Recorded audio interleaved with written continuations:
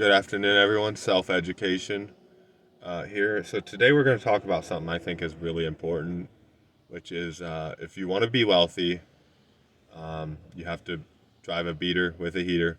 Today I'm in my beater with a heater. I think it's the most important thing to building wealth because um, I just see a society in general um, that has the average used car payment $600 a month. If you have an expensive car, you got higher insurance. You still have the same maintenance. I always hear the argument: if it's newer, you have less issues. That's not always the case. Um, I personally, from my research, I recommend a old Toyota or old Honda, or but also just go to Consumer Reports. There's reliable American vehicles out there. You have some old Chevys out there that did pretty well. Um, that's out of my expertise. As far as I'm a Toyota guy, I'm in my Toyota Corolla today as myself. But yeah, you really just just drive a beater with a heater, and I get it's a humbling thing. But if you have no car payment, you have little insurance. My insurance is low for 6 months, as a lot of people's are for um, a month. I pay the whole 6 month premium in full, and I pay a lot less than most people do for a month, and that's not an exaggeration. So you have other things like if somebody dings your car, you may not care, and that's a big thing. Like, um, because at the end of the day, if you're just using it as transportation, it's just transportation. It's just to get you from point A to point B to point C. So I think that's really important.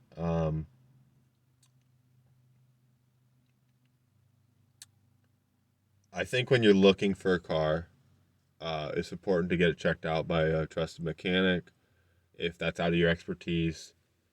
Um, if you do go and if you have a little bit of car knowledge, um, if you get a timing belt, if you look at a car and it has a timing belt, because a lot of more older cars have timing belts. Um, Make sure that is a non-interference engine timing belt. Otherwise, you could run into some major catastrophic things. If the timing belt breaks, then your engine is more or less done for. So make sure it's a non-interference timing belt, or if it's a timing chain. And if you do get a timing belt, know that you will have to maintenance it. Um, Depending on the make and model, it could be 60,000 miles, 80,000, 100,000 miles. Toyota, you can get by 100,000 on those. I do know that, but um, I think they do recommend maybe 90. So just keep that in mind. Um, Obviously, it's just good to see what kind of care the car was in previously. Um,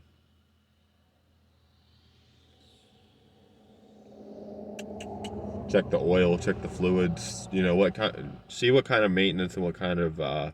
You can tell a lot, like how unless they just changed it all that, but um, typically people won't do that if they're getting rid of the car. They won't put a bunch of money into maintenance if they're getting rid of it. So just kind of see how dirty the fluids are. The brake fluids, the coolant, the check every fluid. Check for rust if you're in the rust belt, like I am. Check the go underneath. Knock it with whatever. Knock it pretty good with your hand or a light tap with a hammer. Make sure that it's not crumbling apart. Um, but I'm in a 25-year-old car and I've driven it almost 100,000 miles, and I've never had major issues. My current car has 327,000, you know, going on 328,000 pretty soon. And I think that I could easily get another 2 or 3 years out of it. So mileage should not be a concern. That's also another myth, that if you find a good car that is reliable, that's just, that's not a deal breaker. So um, you got to find a bulletproof car. But I think this is just really important because there's just so much money that goes into cars. So I don't know. I think that's the biggest key to building wealth in today's day and age, because you just it's the second typically it's the second biggest part of your budget. Um, aside from housing, which I'll talk about housing later, but that's its own topic. But I just can't stress this enough. Like, your car is um, probably, for the middle class, and the person that's making between 20 and 200,000 a year, whatever. For most people, that's the biggest indicator of what kind of margin in their life they'll have, as far as financial margin in their life. That's all I'm gonna say for now. But if you like the video, like, subscribe. I'll see you next time.